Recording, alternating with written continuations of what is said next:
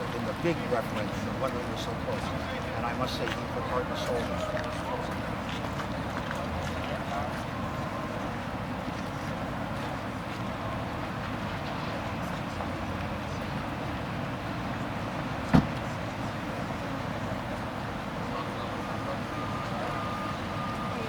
Well, first of all, of course, he did not see headlines. He didn't see television cameras.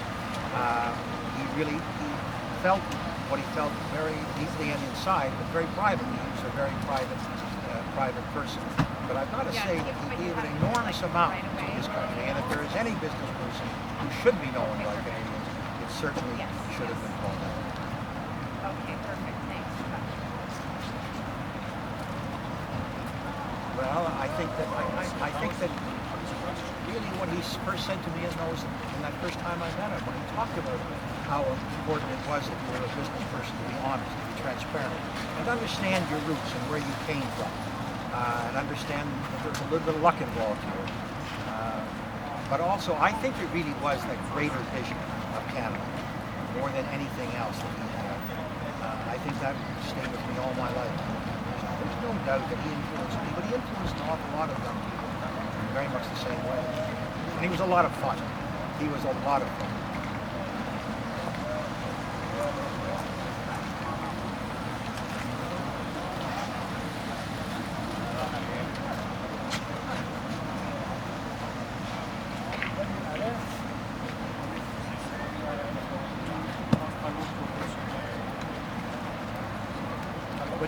But you're right about that. You know, you could be with him one day and you could get engaged in a very difficult discussion about history, whether it's Canadian history or any incident. He read an enormous amount, and then you could be spending the next night with him. You could be playing cards, and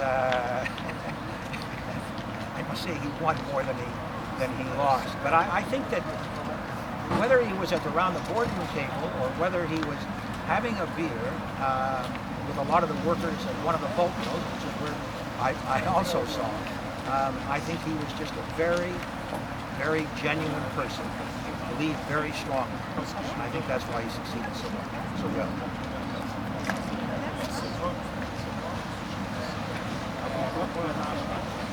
Building a great multinational company. But I'll tell you what he would say his great achievement was, and that was his children and his grandchildren. He felt so strongly about his family. And I know they miss him, and I know Jack never really miss him. But I just can't tell you. I think that was unequivocally number one in his life.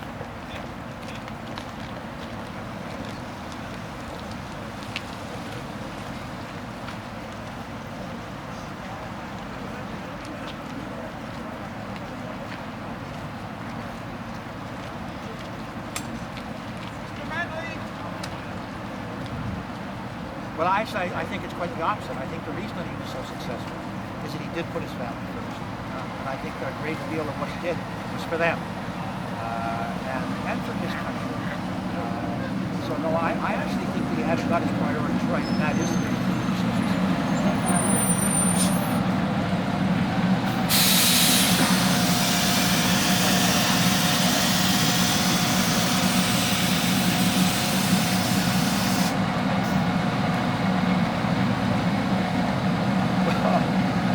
Well, I think that's right. Daniel Johnson, Brian Mulroney, and I certainly had no idea that I was going to follow him. But I think that I don't know why that was the case. Is he himself, as I mentioned, apart from the referendum, he had very little. He was very interested in his country, very interested in what Canada had to do. But he was a very private man. He certainly touched us all.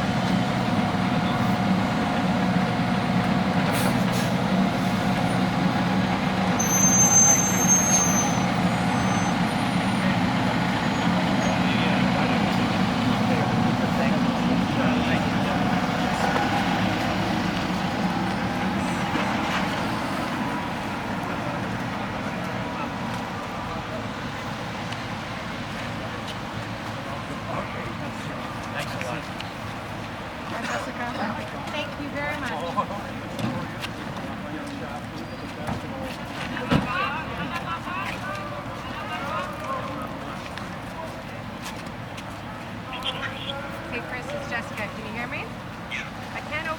email for some reason, so I will hold the microphone, but you'll have to ask the questions, okay? I'm sorry, and you're on speakerphone right now, just to warn you. Mr. Manley's standing right in front of me. I'll just let you know when we're ready to go, okay? And I can hear you. And you can hear. I can hear you too. Now, I don't see the feed up on our screen yet. They've got a big line, so they don't have the ISO up. You're on the wrong line. It's ETN3. It is ETN3. Yep. Okay, well, that's what we're on, ETN3, and we are reporting in Montreal if you're not getting it there. It looks like you're on the wrong shot. Can you tell Gilbert to put up your camera shot, please? Let me just make sure the camera shot's up. Ça c'est pour enregistrer. Tell him he can't. Okay. Tell him he cannot go to the mask cam anymore. No more mask cam. Just give me one second. Just 1 second, Chris. One little second. Are you ready to go, Jen? Technology. I couldn't open up the email. It's just loading. Well, that's really comforting when we're trying to do a double ender with wireless. I know. Technology. It only is great when it works. All right, Chris, we are ready to go. Here you go. Mr. Manley, thanks very much. It's a crazy morning. I really appreciate you popping by the camera. Just to take a bit about the results of this OECD study on math. What do you think about Canada? Well, I think that the visa results are very worrying for Canada. This is something that is really key to our future as a country that wants to excel in a world in which knowledge and intelligence are key. So this trend is going the wrong direction. We should be very, very worried. Have you called the problems to national emergencies? Is it really that dire? Well, I think it's very dire. And I think that because I believe that what we need in order to create prosperity in Canada, we really need to be raising a whole generation of young Canadians who can compete in a global economy. It's not just good enough to be just below average. Canadians ought to aspire to be a lot better than below average. We should be aspiring to be among the best. And not only did our overall scores decline in this test, but also the percentage of Canadians that were in the top category, the most achieving category, declined. So I think this is not the direction we want to be going in. I guess I wonder, we still seem to have any issues attracting accountants and people who specialize in math. I take it the concern is more of a general knowledge of math than it is having people who are very specifically good at it. But why does that sort of drag down our productivity? Why does that have an impact, I guess, on how successful we are as a country? Well, think about it. The basic numeracy skills are key to almost everything you do. You don't need to be a nuclear physicist to need to use mathematics. If you're installing a roof on someone's house or filling it with insulation, you better be able to calculate how much you need in raw materials.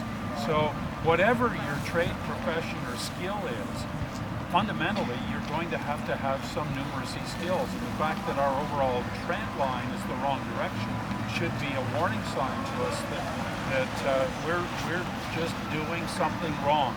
We need to improve those outcomes if we're going to be competitive in a global economy. My last question, what's the solution here? Well, I think first we need to understand what the cause of the problem is before we come up with solutions. I think that what we've seen from the OECD is not one but two consecutive tests over several years in which our trend line is going the wrong direction and other countries are going up. So let's figure out what the cause of the problem is, and let's get busy about making up, coming up.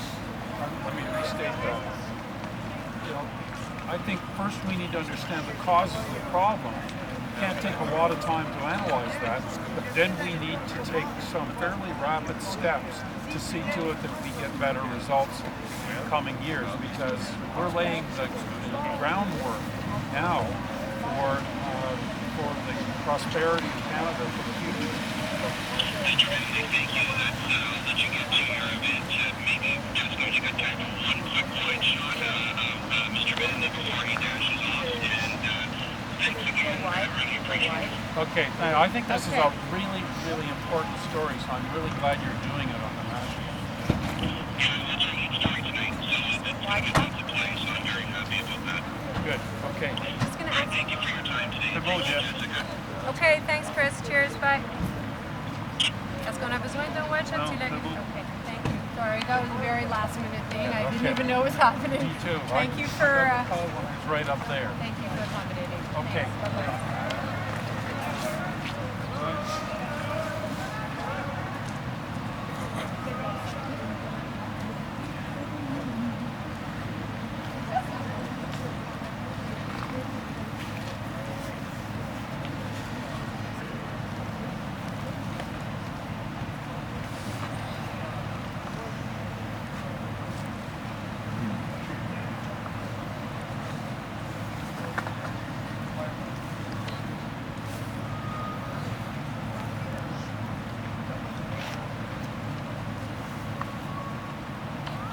No.